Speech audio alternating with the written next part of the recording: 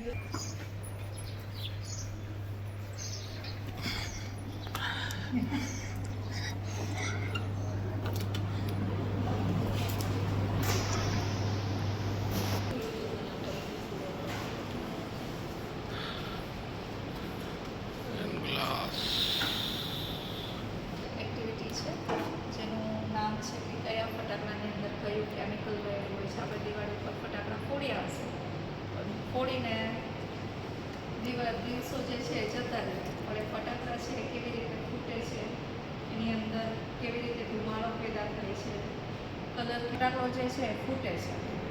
ફટાકડા બધી ઘણી અલગ અલગ પ્રકારના હોય છે. એમાં ફટાકડાની અંદર સૌથી વધારે બધા જ ફટાકડાની અંદર જે રહેલું હોય તો એ છે પોટેશિયમ નાઇટ્રેટ. પોટેશિયમ નાઇટ્રેટ જે છે એ હોય છે, પણ જ્યારે અમુક ફટાકડા એવા હોય છે કે જે ફૂટતા હોય છે, અવાજ આવે એવા, એ ફૂટવાવાળા જે ફટાકડા છે એની અંદર પોટેશિયમ નાઇટ્રેટ, સલ્ફર અને ચારકોલ આ ત્રણેય વસ્તુઓનું મિશ્રણ થાય. મિશ્રણ થઈને બને છે ગન પાવડર. એ ગન પાવડર જે છે એને શું કરીએ તો આપણે એક કાગળમાં વીંટી દઈએ છીએ. વીંટીને પછી એનો શું કહીએ કે રોલ બનાવીએ. એ રોલ બન્યા પછી શું કરીએ તો એક નાની એવી દોરી સૂતળી જેવું બહાર કાઢીએ. પછી એને આપણે બ્લાસ્ટ કરવો હોય તો આપણે શું કરવું પડે, એને ફાયર કરવું પડે, એટલે કે આપણે એને સળગાવવું પડે. જ્યારે આપણે સળગાવીએ છીએ ફટાકડાને ત્યારે એની અંદર પોટેશિયમ નાઇટ્રેટ સળગે છે. એ સળગા પછી સલ્ફર અને ચારકોલ એ બંને શું થાય છે તો એ જીવતા થાય છે. એટલે કે સલ્ફર અને ચારકોલ જે છે એનો જે ગુણધર્મ છે એને ઓક્સિજન મળે અને એ જે છે એ શું કાઢે છે પોતાની અંદર વાયુ, જેને આપણે કાર્બન ડાયોક્સાઇડ કહીએ છીએ. હવે આ બધું સળગી ગયું, સળગીને એટલે કે ધુમાડો જે છે એ રિલીઝ થઈ ગયો. હવે ધુમાડાને બહાર નીકળવું છે તો એ શું કરશે, બ્લાસ્ટ કરશે. એટલે જ્યારે બ્લાસ્ટ થાય છે ત્યારે અવાજ આવે છે, અવાજ સાથે, અને એની સાથે પ્રકાશ પણ બહાર આવે છે. જ્યારે આપણે ફટાકડા ફોડે છે તો 1 સેકન્ડ માટે પ્રકાશ થાય છે. તો આ જે કેમિકલ પ્રોસેસ છે એ કેમિકલ એનર્જીમાંથી કેમાં કન્વર્ટ થાય છે તો એક લાઇટ એનર્જીમાં અને એક હીટ એનર્જીમાં. કેમિકલ એનર્જી એક એનર્જીમાંથી બીજી એનર્જીમાં કન્વર્ટ થાય. તો આ જે કેમિકલ જે છે એ લાઇટ અને હીટ એનર્જીમાં કન્વર્ટ કરવામાં આવે છે.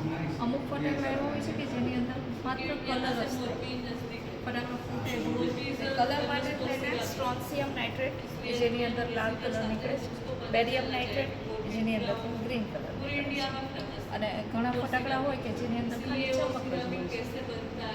ચમક જે છે એ મેટલના સોલ્ટના કારણે મેટલનો સોલ્ટ જે હોય એને દરેક ફટાકડાની અંદર નાખવાનું હોય જ્યારે એટલે ફૂટે છે ત્યારે જે ચમક થાય છે સ્પાર્કલ થાય છે એના કારણે હવે જો લખો આવ્યો